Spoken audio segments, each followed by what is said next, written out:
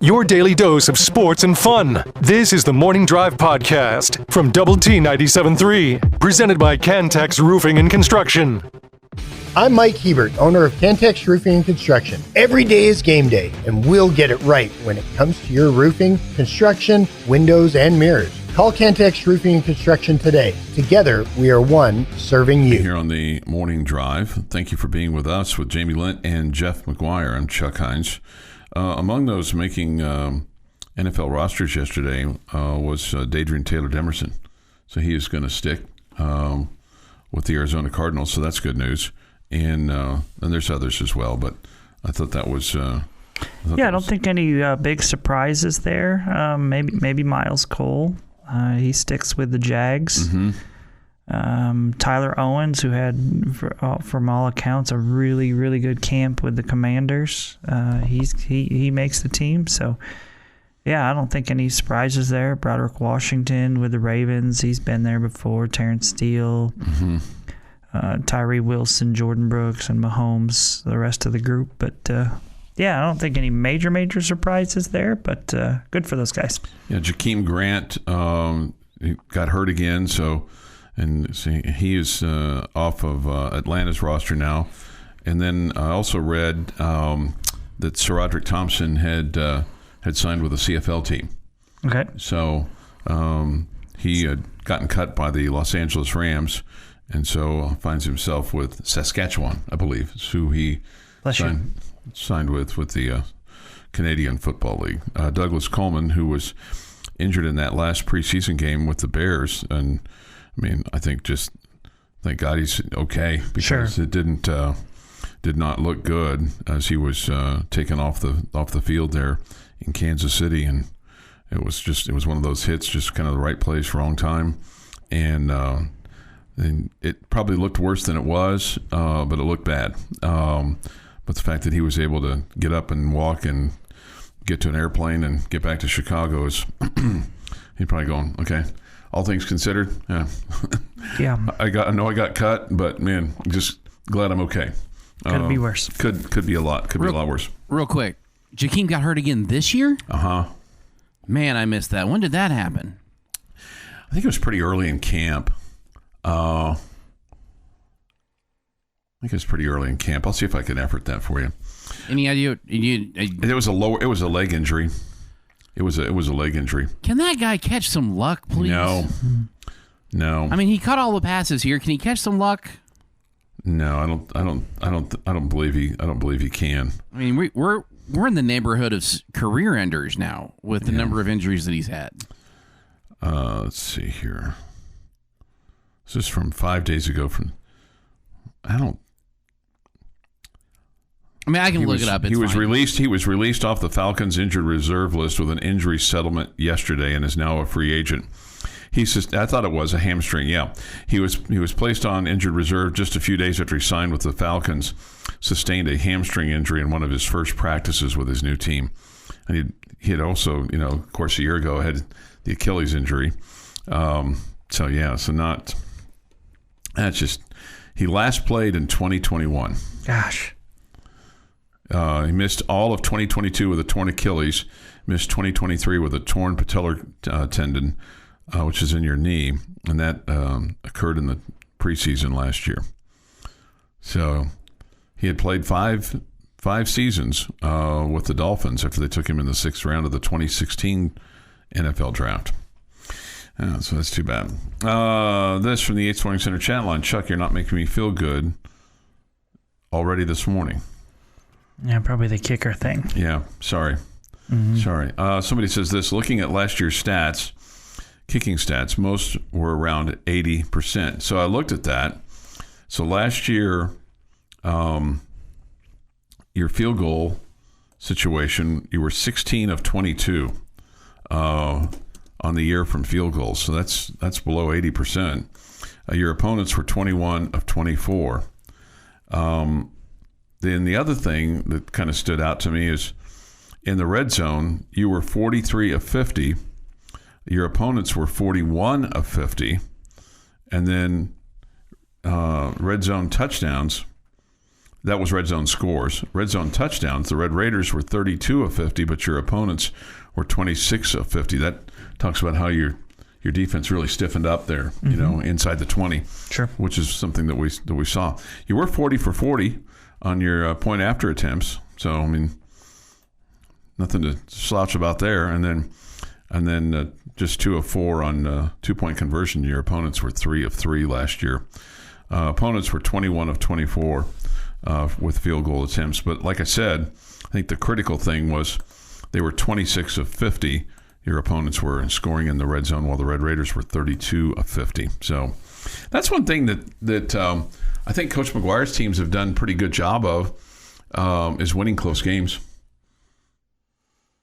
Yeah, his first year was a lot better than last year. Yeah, his first year you won games in overtime and won a lot of tight ones, and then you dropped some of them last year. I mean, obviously the first 2 losses of the season were games that you very easily could have won, losing one in overtime and one where you had a possession inside of 3 minutes to go where you could take the lead. Yeah.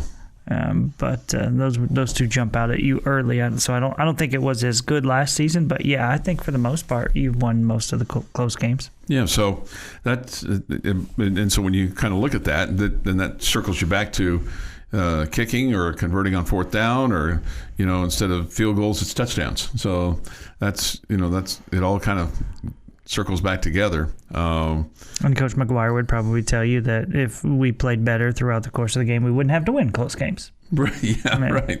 That's what a coach would say. Sure. And if we did better, and I don't know what a good number is in the red zone. I know a bad number is 52% because that's what your opponents were. Tech was 64%. I'm sure they would like that number to be higher, maybe closer to, God, I guess if you could get it closer to 70%, you'd be but then you're kind of like, well, I'd like to have some big plays. And that's one thing I think this team wants to have. They want to be more explosive. And part of being more explosive is going to be, with your big plays is what your receivers are going to do for you, and what your quarterback's going to do for you in terms of getting the ball stretched out to those receivers. Because one of the things they talked about the other day, Coach McGuire did, is like establishing the run early so that you can use your play action. And if you can use your play action, then that, keeps the defense kind of back on their heels a little bit because they're expecting Taj Brooks to get the ball, or maybe Cameron Valdez or Cam Dickey, et cetera, et cetera, et cetera. And then you do the little, and then you're throwing the ball down the field. And, if your receivers are open, then you can have some of those 30-plus yard, gains and maybe even, break one loose for a touchdown. So, but it all starts up front with that offensive line. And I think there's a big old question mark there until you actually get out and do it. The Morning Drive podcast from Double T 97.3 is presented by Cantex Roofing and Construction. Today is August the 28th, 2024. Today is the last Wednesday in August. Here's Jeff McGuire. Going to start in 1921. Guy named Babe Ruth, may have heard of him. Starts a streak of extra base hits in 9 straight games. 1954, Braves sell pitcher Johnny Sain to the Yankees for $50,000. 1958, American baseball. Everybody missed their chance to say Yankees just trying to buy themselves a championship. Missed your chance, Chuck. A little slow on the draw today. Well, I'm sorry. You can't use that all the time. American baseball player Nellie Fox sets a record for consecutive games without striking out. 98 games. Wow. That's crazy. 1977, Nolan Ryan strikes out 300 batters for the 5th straight season. 1987, Mike Schmidt passes Ted Williams and Willie McCovey with his 522nd career home run. Does he get enough credit? Willie McCovey? No, Mike Schmidt. When I think of great power hitters, he does not just jump to the list. I mean, he was good. I'm not. He's a Hall of Famer, deserved, and all of that. And I know all of that, but he's not near the top of the list when I sit there and think about it. No, I think that's fair. I mean, I think part of it is, his teams weren't great. I mean, they did win a World Series in 1980. And he wasn't a flamboyant kind of boisterous guy. He just kind of did his job and went about it. So I think there's probably, and they got overshadowed by the Yankees in those days too on the East Coast. I don't know. I think he's a great player. I think I don't necessarily think of him when I think of the greatest power hitters of all time. I think of him as a complete player who is a good power hitter and a great defender as well at third base. Mm-hmm. So I don't really when you say Mike Schmidt, I don't think power hitter. I think complete player. I think when you say Mike Schmidt, I think third baseman. Great player.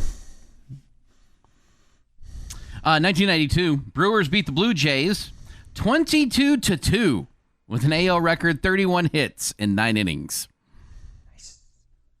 2003, former Red Raider Josh Bard goes 3 for 4 with a home run and a double, helping the Cleveland Indians to an 8-3 win over the Tigers. 2004, led by San Antonio Spurs shooting guard Manu Ginobili, Argentina beats Italy 84-69 for the Olympic basketball gold medal in Athens. The star-studded U.S. team took third. And in 2021, Los Angeles Angels pitcher designated hitter Shohei Ohtani becomes the first player in team history to reach 20 stolen bases and hit 40 home runs in a season in a 10-2 win over the Padres. He's going to get 50-50 this year. Wow. He's almost back to pitching, too. Happy National Cherry Turnover Day. Big fan. When we get turnovers, sometimes I've got to get both cherry and apple because I just can't decide. Like even back in the day when, the little Hostess, in the the Hostess pies, I'd always get cherry and apple together because I just couldn't decide. I didn't really care for those back in the day. Okay. I wasn't a big fan of those. They were better, I think, back in the day than they are today. I didn't even know they still made them. Happy birthday to Jack Black, who's 56. Shania Twain is 59. Leanne Rimes, 42. Jennifer Coolidge, who is a fan of doubling everything at 63. Gosh. Yeah, it's just why are you doing that? To get that reaction. You're just trying to annoy us, aren't you? It is her birthday. Jason Priestley, 55, and Lou Piniella is 81. Wow, sweet Lou. And on this day, 1963. When we allow freedom ring, when we let it ring from every village and every hamlet, from every state and every city, we will be able to speed up that day when all of God's black men and white men, Jews and Gentiles, Protestants and Catholics will be able to join hands and sing in the words of the old Negro spiritual. Free at last, free at last. Thank God Almighty, we are free at last.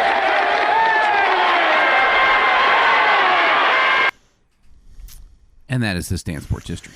And as we talked about a few weeks ago, Martin Luther King leaves that speech at the podium. George Raveling, who was there as a bodyguard for Martin Luther King, the former Iowa USC coach and was a player at Vanderbilt, asked Martin Luther King, "Hey, can I have this?" And he says, "Sure, young man, you can have that." And Raveling, to his credit, has not sold that speech, even though he's been offered millions for it, and it's in a museum thanks to George Raveling's generosity and not taking advantage of a situation. Speaking of 300 strikeout pitchers, I just gave you the answer. I'm surprised by this. Only 19 pitchers, Jamie, in the modern era, which is since 1900, have thrown or struck out 300 or more batters in a season. 19. Randy Johnson did it 6 times. Last did it in 2002. Nolan Ryan did it 6 times. The last time in 1989, which when you think about it, his first time was 1972. Okay, and then 17 years later, he did it again in 1989. And it had been 12 years since 77 that he had done it. The 70s were very good for Nolan Ryan. He didn't play on very good teams, but he was very good. Curt Schilling did it 3 times, the last time in 2002. Sandy Koufax did it 3 times. Pedro Martinez did it twice. J.R. Richard did it twice for the Houston Astros, 78-79. Sam McDowell, they called him Sudden Sam. Walter Johnson did it twice. And then these guys had one 300K season. Justin Verlander in 2019 and Garrett Cole in 2019. Max Scherzer in 2018, Chris Sale in 2017, Clayton Kershaw in 2015, Mike Scott in 1986, Steve Carlton in 1972, and Mickey Lolich and Vida Blue in 1971, and they had Bob Feller. But you think about it, since 2019, nobody has struck out 300 or more batters in a season. Just guys don't go as deep into games anymore. Yep, that's exactly right. And then you have the injuries as well. So that's and you kind of look at Verlander and Scherzer as guys that that have done it, and Garrett Cole. You kind of wonder, will Garrett Cole ever do that again? Sure, he will. I would wonder if any of them will do it again. Yeah, I don't think Scherzer will, and I don't think Verlander will. Just because, I think Scherzer's just. He's trying to stay healthy right now. Yeah, you're going to protect those guys. You're not going to. We're not going to ask them to throw 112 pitches a bunch during the season. No. In any one start. No, not at all. Some thoughts here from the Yates Flooring Center chat line with regard to the kicking situation.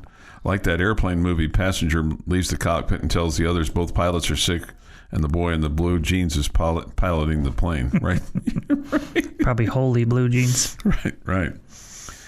This kicking talk is anxiety-inducing.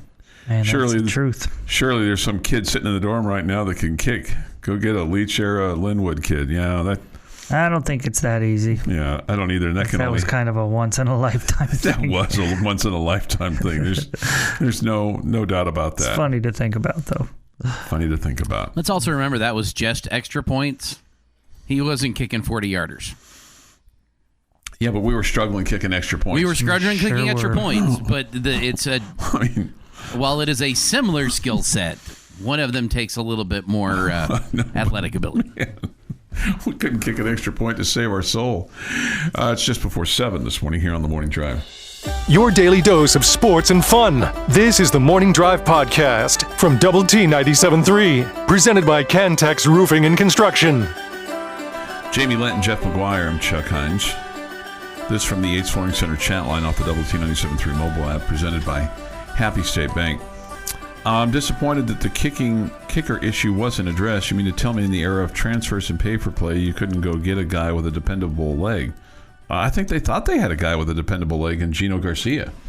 Yeah, no, that's exactly what I said on the chat line. Yeah, I think that's the problem. They thought they had one, and so they didn't need to go get another one, and they had a solid backup, and then for whatever reason, Gino just hasn't been the guy that they saw last year. Yeah, and and I think the other thing too is it sounds like I haven't been over there charting kicks.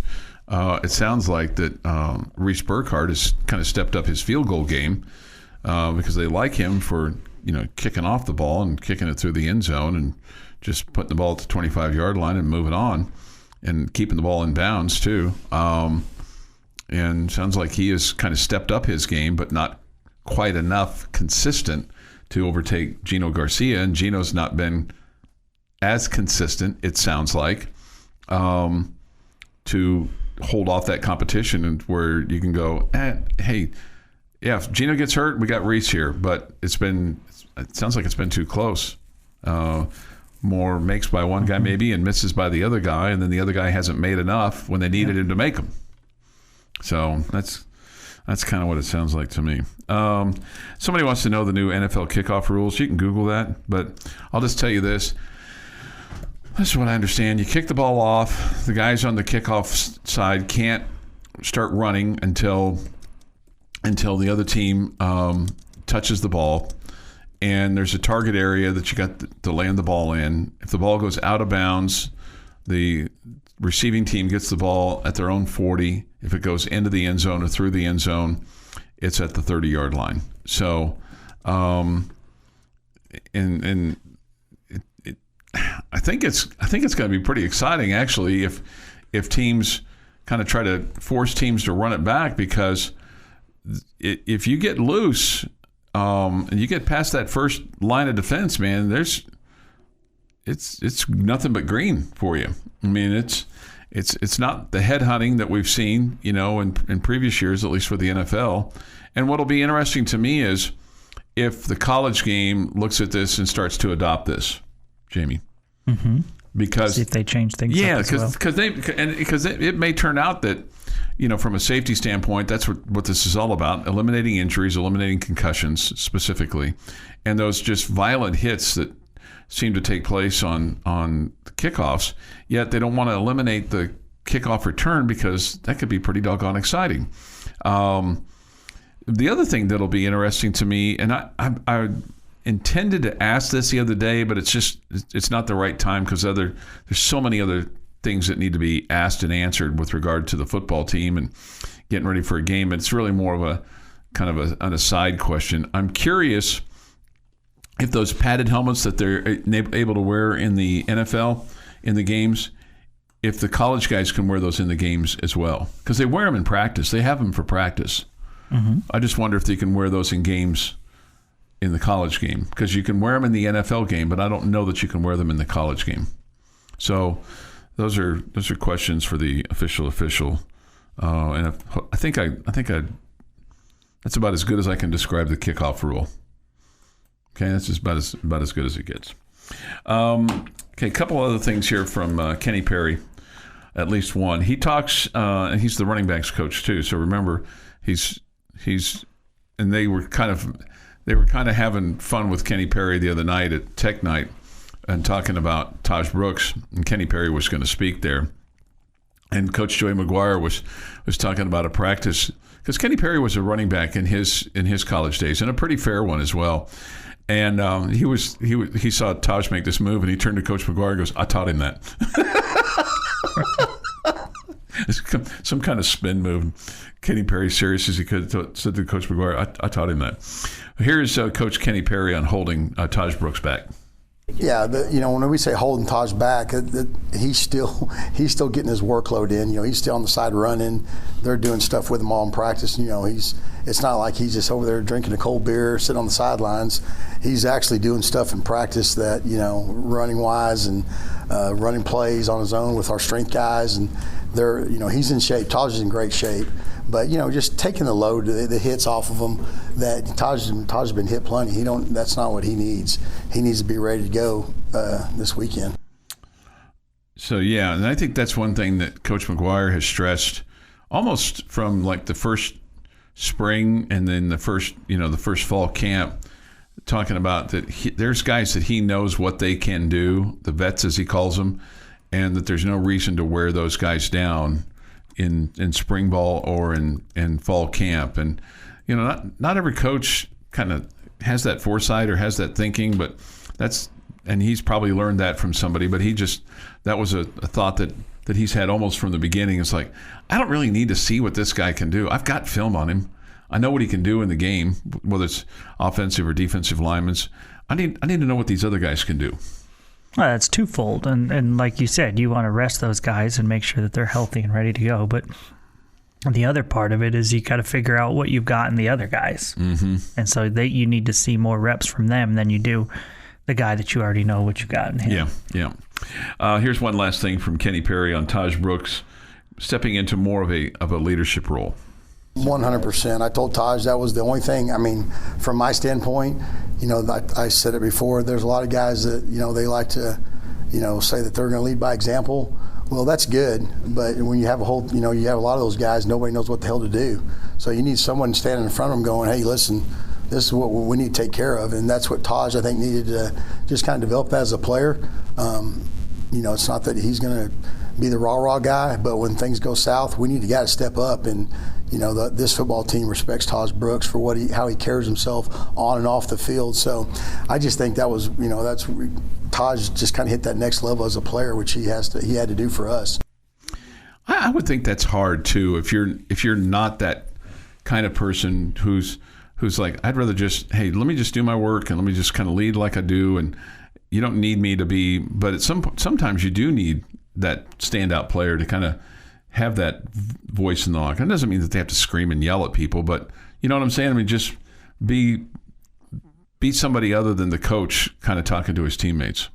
Yeah, guys are going to follow you if they respect you, and sometimes you have to use your, sometimes you have to be vocal about things to get that done. But again, we've talked about this many times before. Not everybody that comes easy to them. Right. It's just not who they are. Right. Not everybody wants to lead or just has that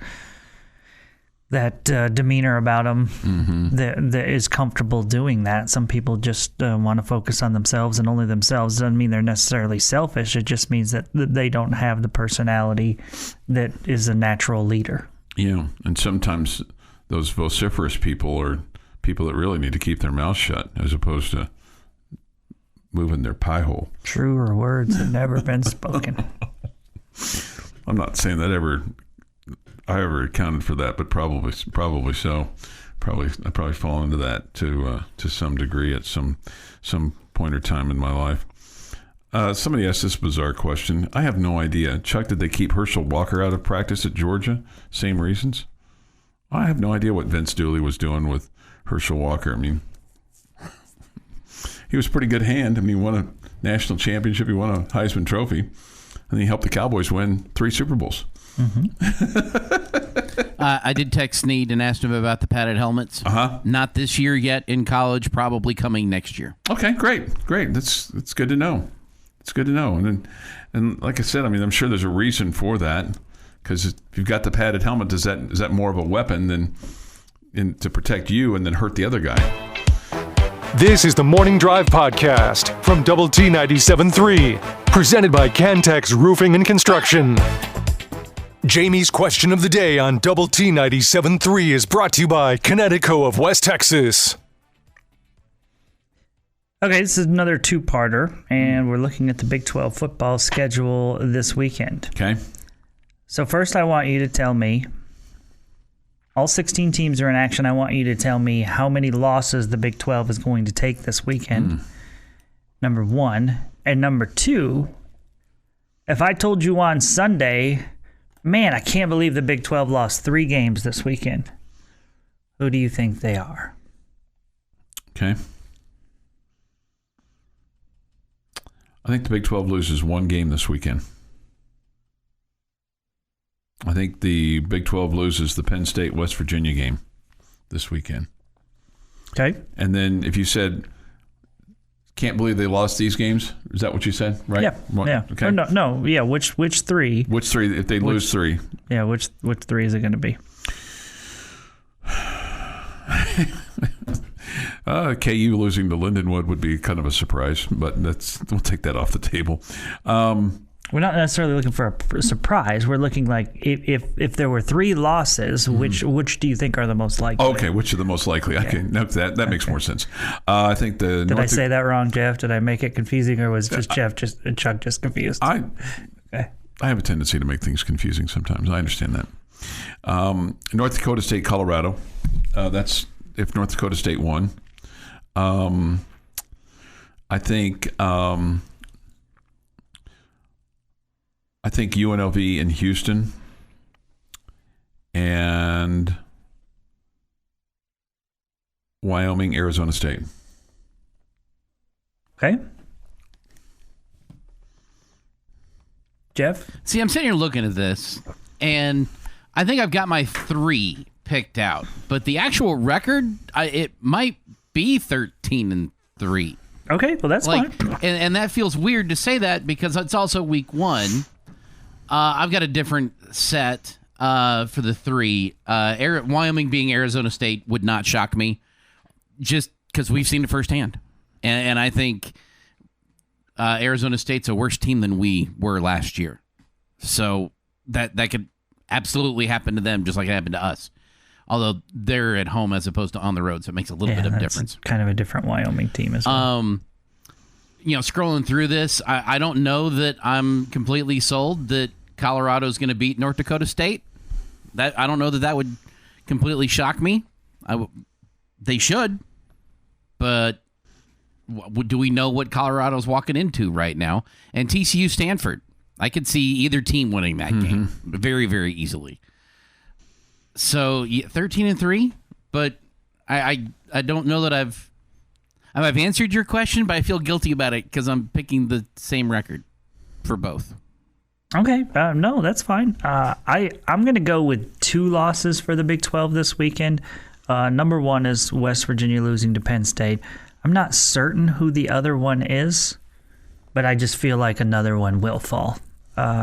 My 3 that I think are the most likely, obviously West Virginia, Penn State, Stanford, TCU. I mean, TCU is going across the country to play at Stanford. I don't know what to expect from either one of those teams.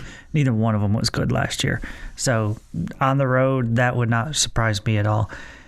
And my third one is Houston, new coach at home against UNLV. They're favored by 2.5. I just think that's a bit of a toss-up game. UNLV's been decent in recent years, and so I think that one is a toss-up. I think I'm probably more confident in Arizona State against Wyoming, just because I don't think Wyoming's anything like the team that they were a year ago. I think that's probably fair. Plus, they're playing at home. Makes a huge difference as well. So, yeah, Houston, West Virginia, TCU would be my 3 losers if they were to lose 3. But I don't know whom I think the second most likely is.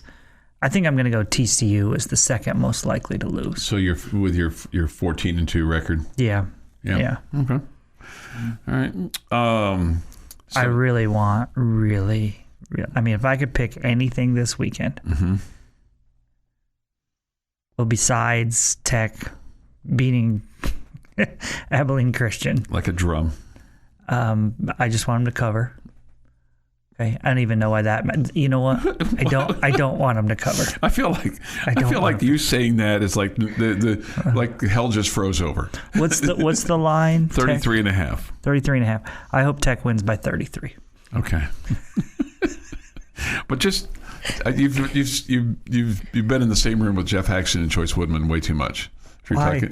Because the when you said the point spread, I just want Tech to cover. I was just like, wow, of all the things that we've talked about over the years. Well, I don't want them to look bad. I don't want them to feel like they underperformed. No, I understand that. But just you using that term, I want them to cover. But like me worrying about whether the gamblers get their money or not is non-existent. Right. I mean, I care more about whether how'd we look?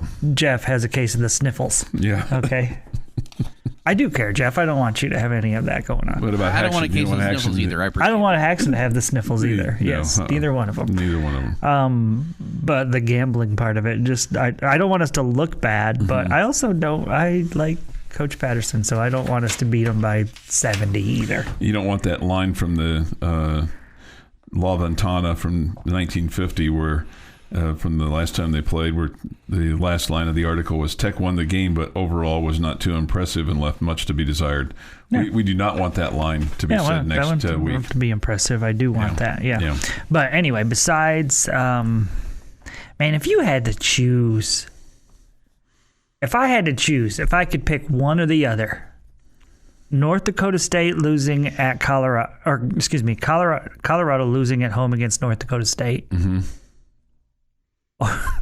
If I could pick this team that Chuck ragged on so much to beat Kansas, I think I would probably pick Lindenwood over Kansas. Sure. If I could only have one of those two. Sure. I do not hate Kansas. I hate Colorado. Yeah. I cannot stand Deion Sanders and his crew, his posse, whatever you want to call it. I cannot stand it.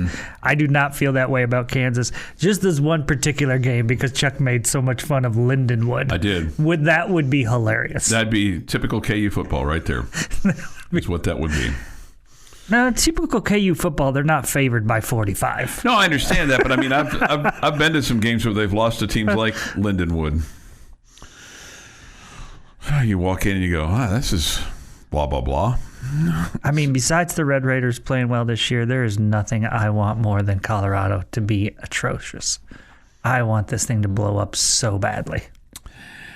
Somebody says this Saturday is my 34th birthday. I want them to win by 34. Okay. Okay. I'll buy into that. Sounds like he's gambling on it with the line at 33.5. This is the Morning Drive Podcast from Double T 97.3, presented by Cantex Roofing and Construction. Jamie Lent and Jeff McGuire. I'm Chuck Heinz. We come to you from the First United Bank studio. Today's Wednesday, day the work gets done. I think a lot of work's getting done right now around town. I've definitely noticed a big kind of pickup in the effort, energy, activity, all those kinds of things around town. Jamie, Okay. Everybody's put their hard hat on and, nose to the grindstone, and, school back in session. It's a little more orderly right now.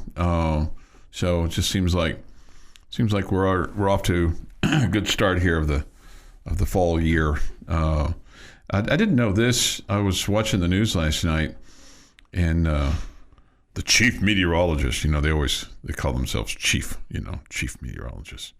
And the news guy, chief, how's it going to be this weekend, chief? Anyway, he said that summer meteorology speaking ends with the 31st of August. It's not the end of summer, but from a meteorology standpoint, it's the end of summer. The 31st. I would agree with the chief there. The chief? Okay. Yeah. Okay. Yeah, I think the end of August is kind of the end of summer. It's fall start September. Yeah. Sure. Okay. Yeah. Labor Day is on Monday, and so that'll be good. Everybody have a day off.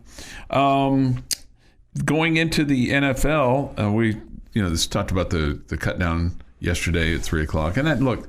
These rosters are going to get, I think, kind of moved around a little bit. Somebody may become available. It's like, oh, hey, I didn't know that guy was going to become available. I'm going to take him and I'm going to cut you. But so far, these are the Red Raiders that have made NFL rosters. Dadrian Taylor-Demerson with the Atlanta Falcons. I think he's going to stick. Broderick Washington Jr. with the Baltimore Ravens. Terrence Steele. And I'm going to be really interested to see how much playing time he gets and when he gets back into the starting lineup. Because when they released their starting lineup the other day, he wasn't in it. But yet, Mike McCarthy, the coach, talked about he had his best camp ever. And Terrence Steele says he's 100% from his knee injury. So they're paying him an awful lot of money just to sit on the pine. Sure.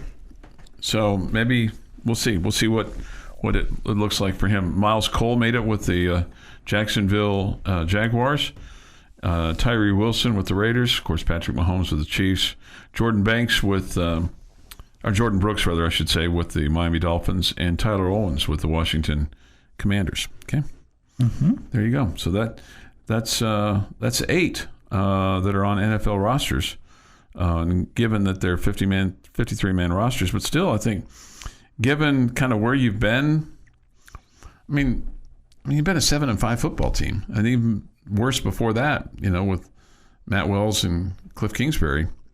And even the end of the Tuberville regime wasn't just all that in a bag of chips. I mean, his best season was only 7 wins as well. I mean, the last time he won 8 games in a ball game in his season was 2009.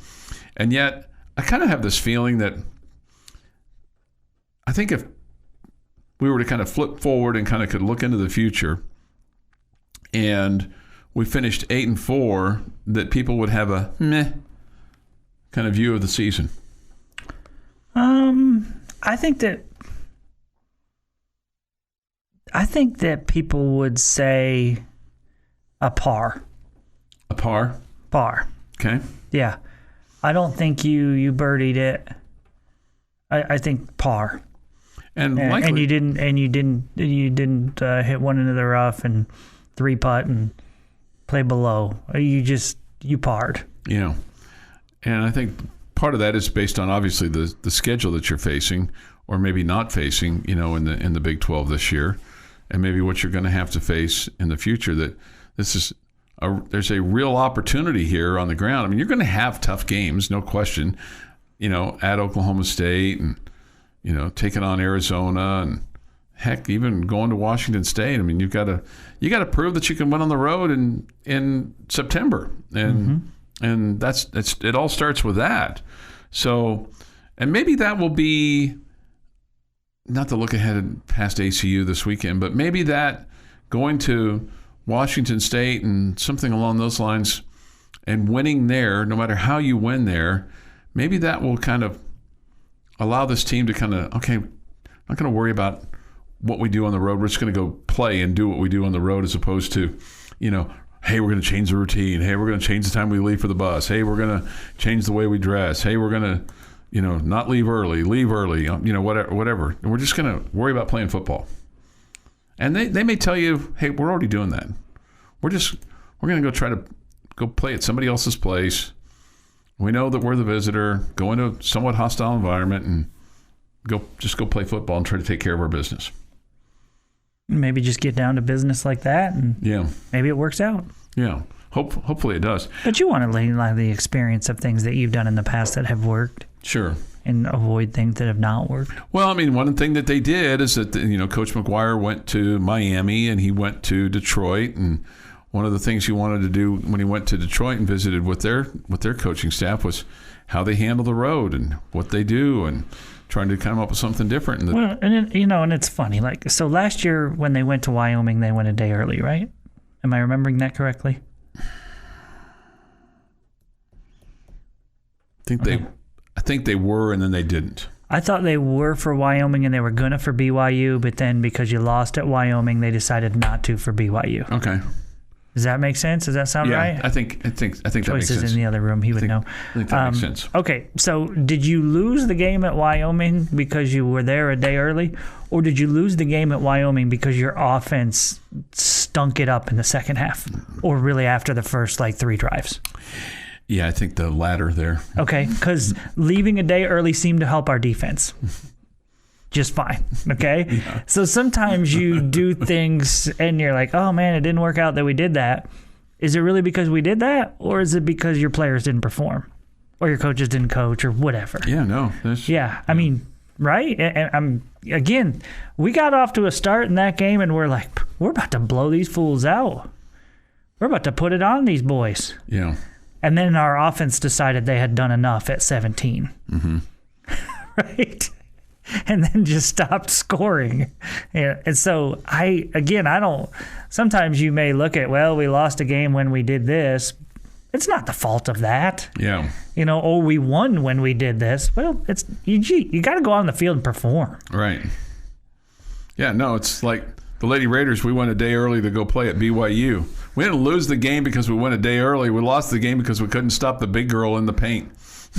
That too. You always got to stop the big girl in the paint. Just stop it at that. Just stop the big girl. Yeah, it kind of is what it is when they're driving at you, and he's like, "Hey, put a hand up, something." This has been the Morning Drive Podcast, presented by Cantex Roofing and Construction. Check out our library of Double T 97.3 podcasts at doublet97.3.com.